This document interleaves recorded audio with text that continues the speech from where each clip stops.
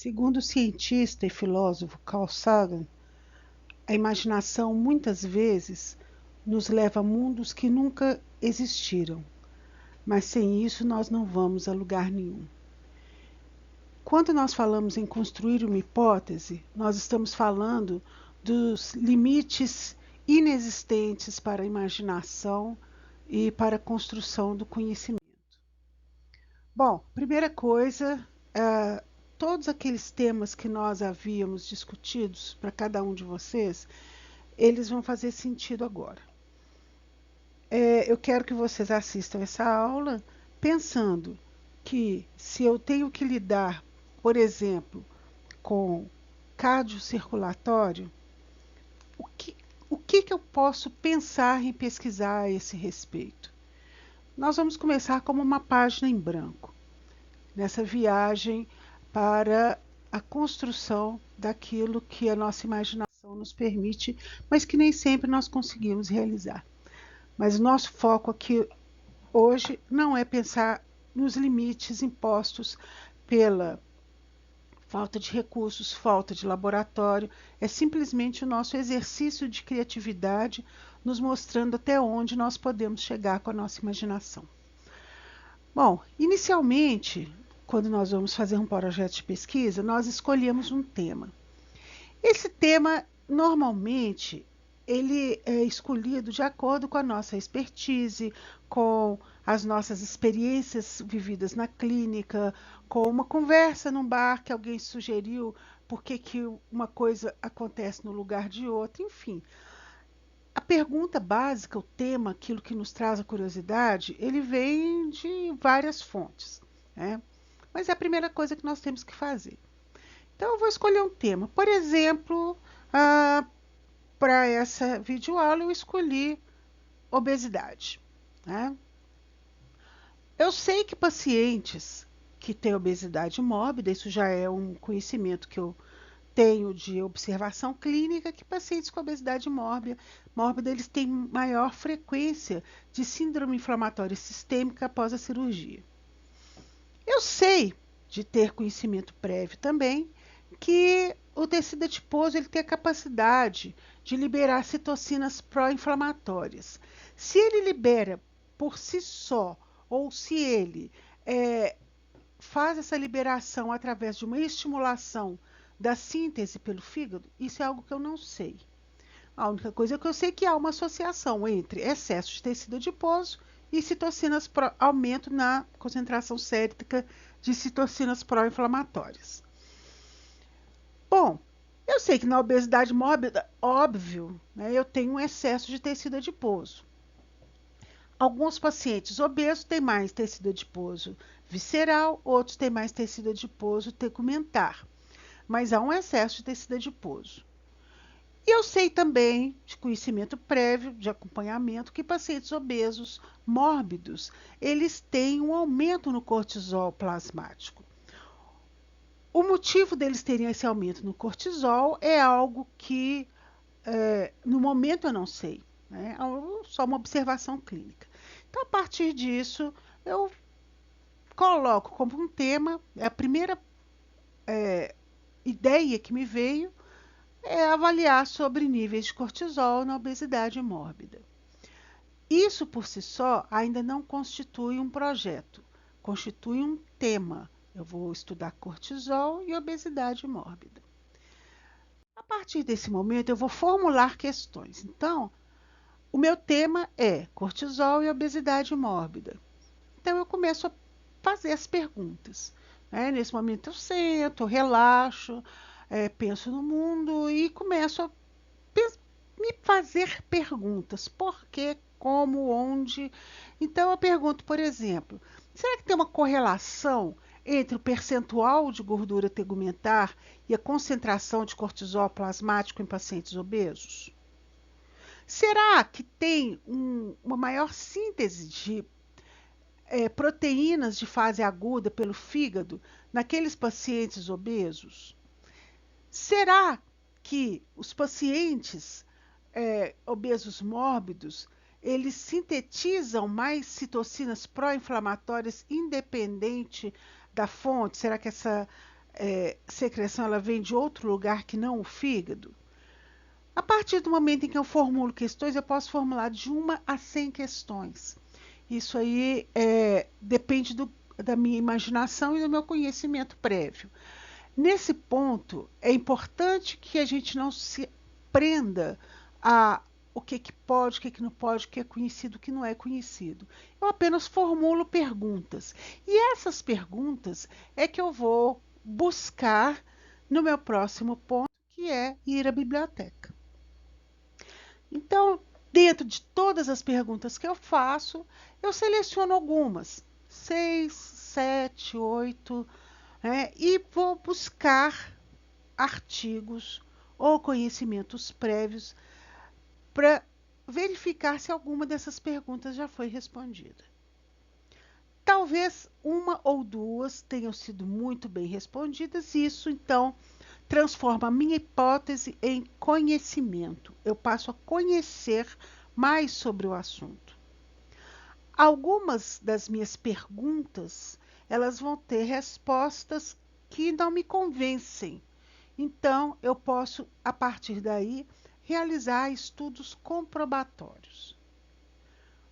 Outras perguntas eu não vou encontrar na literatura uma resposta válida, ou vou encontrar resposta nenhuma. Então, a partir daí, eu vou construir um artigo original. Tanto a construção de um conhecimento que me permita, por exemplo, fazer um artigo de revisão da literatura, quanto uma pergunta que foi apenas parcialmente respondida ou respondida de forma ineficiente, que me gera então um estudo, uma pesquisa para publicação de um artigo comprobatório, quanto o desenvolvimento de um projeto de pesquisa que seja inédito, portanto, um artigo original, todos têm valor científico. A qual desses eu vou me atrelar é uma escolha. Eu posso ir desde o caminho mais fácil, que é uma revisão de literatura, até um que talvez um pouco mais árduo, mas mais satisfatório, que é a produção de um conhecimento original. Então, dentre todos os assuntos que eu havia avaliado, eu foco na avaliação da síntese hepática de proteínas de fase aguda em obesidade mórbida. Se eu estivesse planejando realizar um trabalho clínico, eu usaria, proteínas de fase aguda em pacientes com obesidade mórbida.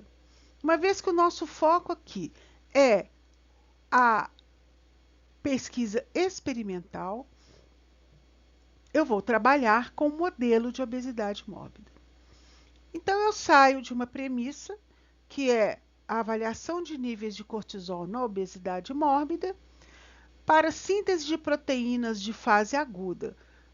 E esses assuntos estão relacionados porque eu já tenho conhecimento prévio de que o cortisol é um estimulador da síntese de proteínas de fase aguda. Então, eu já parto de conhecimento prévio de que os pacientes obesos mórbidos têm aumento nos níveis de cortisol e vou investigar se esse aumento do cortisol é o principal responsável pela estimulação da síntese de proteínas de fase aguda. Muito bem, então, tendo já focado um pouco mais no meu objetivo, eu preciso focar, nesse tópico, estabelecendo o quê? Qual vai ser meu modelo experimental? Qual vai ser o método de mensuração que eu vou empregar? Qual aspecto fisiopatológico eu vou estudar? Se eu vou usar alguma terapêutica, que terapêutica será essa? Então, a partir do momento em que eu estabeleci níveis de cortisol na obesidade mórbida, focando em quê? Em medir as proteínas de fase aguda nesse modelo, eu vou escolher como modelo, por exemplo, o rato. O método de medir vai ser o quê? O ELISA. Como que eu vou fazer essa medida? Eu vou dosar o cortisol, que eu já sei que está aumentado, que vai ser a comprovação dessa desse conhecimento e vou dosar a proteína C reativa, que é uma das proteínas de fase aguda que podem estar aumentadas nesse modelo. Então, eu já consigo fechar um pouco mais o meu tema, que eu saí de nível de cortisol na obesidade mórbida para síntese de proteínas de fase aguda mediadas pelo cortisol. Vou usar como modelo o animal transgênico de obesidade que existe, né, para venda. Vou medir através do ELISA, vou medir o cortisol e a proteína C reativa. Com isso, eu já consigo ter um título, já tenho uma para o meu projeto. Eu vou fazer uma associação entre cortisol e proteína C reativa como fatores de inflamação crônica na obesidade mórbida. Então, eu já tenho um tema bem definido, o que eu vou pesquisar e qual é o conhecimento que eu vou produzir a partir daí. Bom, feito isso, a minha próxima etapa é desenhar o meu experimento.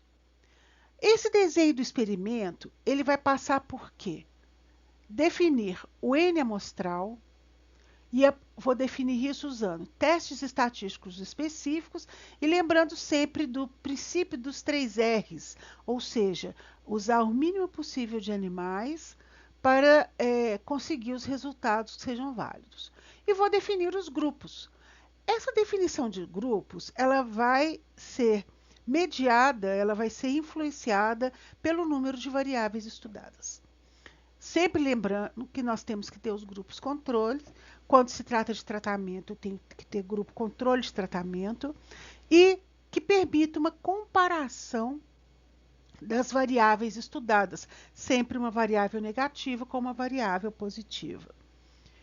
Definidos, então, calculado quantos animais eu vou usar e quais são os grupos que eu terei que estudar, em seguida, eu vou determinar, então, os cuidados que eu vou dispensar aos animais. Cuidados esses que são essenciais no bom resultado da minha pesquisa. Dieta. Qual é a dieta que esse animal vai receber? Quantas vezes por dia? Vai ser à vontade? Vai ser pré-determinado a quantidade? Ela vai ser suplementada com alguma coisa? Vai haver algum dia que vai haver restrição dietética? Eventualmente, eu posso ter necessidade de suspender a alimentação do animal na véspera da realização, por exemplo, de um procedimento cirúrgico.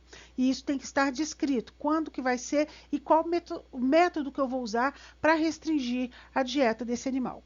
A hidratação, ela deve ser administrada para o animal de forma à vontade, através de bebedouros, mas eventualmente eu posso ter necessidade de restringir o líquido devido à minha pesquisa, eu posso ter a necessidade de hiperidratar esse animal e às vezes eu vou precisar de fazer isso com o uso de sondagens gástricas. E eventualmente também eu vou precisar administrar junto com a água que o animal ingere alguma medicação, alguma droga, e isso tem que estar descrito. A movimentação do animal, ela vai depender muito, né, do animal e do tipo de pesquisa que está sendo conduzida.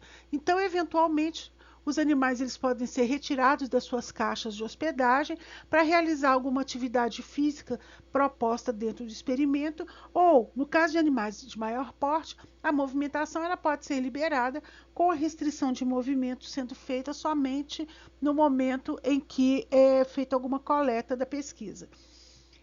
Hospedagem. Os animais eles podem ser colocados em gaiolas individuais, em gaiolas coletivas, pode ser caixas colocadas em estantes ou podem ser usadas estantes climatizadas. Além disso, eu tenho que descrever também em relação ao ambiente, se é um ambiente climatizado, se segue os ciclos naturais dia e noite, tá? Tudo isso tem que estar descrito na minha metodologia. Depois eu vou definir quais são as minhas técnicas experimentais. Então, eu já tenho, né, que isso vai dizer respeito ao modelo. Eu já sei que eu vou usar ratos com obesidade mórbida, usando para isso animais produzidos pela indústria, né, transgênicos, e esses animais, então eu tenho que pensar como que eu vou induzir essa obesidade, como que eu vou mantê-los dentro do modelo que eu pretendo realizar. Eu vou administrar alguma droga, algum medicamento, alguma coisa, em que momento, por que via, quais são os procedimentos que estão previstos, tanto em relação a algum procedimento cirúrgico, como coleta de amostra, e para isso eu tenho que avaliar, no caso de realização de procedimentos, qual vai ser a anestesia, qual vai ser a analgesia empregada, se vai haver algum controle de complicações relacionadas a esse procedimento, qual vai ser o meu endpoint, onde que eu vou parar a minha pesquisa, como que eu vou conduzir a morte desses animais, como que eu vou obter o material que eu preciso. Uma vez que eu estabeleci todos os cuidados relacionados com o modelo experimental, eu tenho que saber como que eu vou trabalhar as minhas amostras. Qual vai ser minha amostra? Sangue, tecidos, pele, o quê? Essas amostras, eu vou obtê-las como? Através de biópsia, através da morte do animal, através de coletas seriadas. Como que eu vou armazenar? Isso precisa de quê? Freezer, geladeira, isso tem que ir para o gelo, tem que ser imediatamente processado.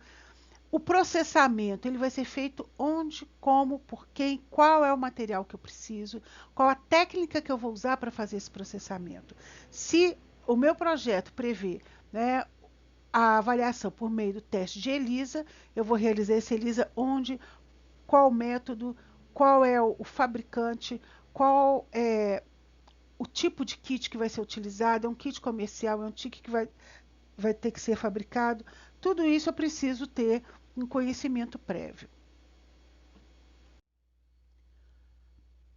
Uma vez que eu já planejei, né, todo o meu experimento, inclusive a obtenção dos dados, eu preciso saber como que eu vou trabalhar essas variáveis, os dados obtidos.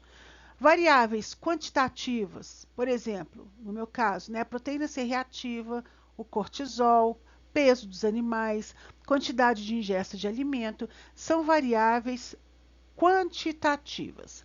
Essas variáveis quantitativas, eu vou usar qual método para análise? Vai ser um teste paramétrico ou um teste não paramétrico? As variáveis qualitativas, como mortalidade, infecção de ferida cirúrgica, presença ou não de esteatose hepática, etc. Aqueles que não são números, eles são qualidade, eles vão ser trabalhados com testes adequados, como testes com correção de Fischer, que quadrado. Então, esses testes têm que ser avaliados. Muito bem. Então, o que nós vamos trabalhar com vocês? E isso vocês vão preparar para a nossa próxima discussão. Vocês vão trabalhar com a escolha do tema, tá certo? Então, eu vou pensar qual que é o tema que vocês vão abordar. Vocês já têm um ponto de partida, que é o sistema. Então, quando eu falo, né, em cardiocirculatório, eu posso avaliar desde pressão arterial sistêmica, como presença de placa de ateroma, como função cardíaca, enfim. O limite aí não existe. Né? Dentro do cardiocirculatório, eu vou desde veias até condução elétrica do coração. E isso vai ficar a cargo da criatividade de cada um. Vocês vão fazer pelo menos 3 perguntas, 3 hipóteses de estudo. Então, essas hipóteses dentro daquilo que vocês têm um conhecimento prévio, dentro da experiência, não importa, tá? Então, vocês vão formular 3 perguntas. Vão ler alguma coisa a respeito. Hoje está muito fácil, quer dizer, nós não vamos mais à biblioteca. Do conforto da nossa casa, nós acionamos um Google acadêmico ou um PubMed, um Cielo, e com isso nós temos acesso às informações que nós precisamos para poder embasar a construção da nossa hipótese. E vocês vão focar, vão escolher uma das 3 perguntas iniciais para ser o que vocês vão usar para conduzir o trabalho que vai ser produzido até o final do curso. As outras questões, elas serão respondidas, né, o restante dos tópicos da produção desse trabalho, vão ser feitos à medida que o curso for avançando. Então, quando nós formos falar sobre anestesia e analgesia, é que vocês vão preencher essa lacuna na produção do projeto de vocês, tá certo? Nós vamos terminar esse curso com cada um tendo em mãos um projeto, um pequeno projeto de pesquisa que pode ou não se transformar numa pesquisa futura. Isso aí vai da vontade, do coração de cada um, né? Mas nessa primeira fase, para essa primeira semana, essa é a tarefa de vocês.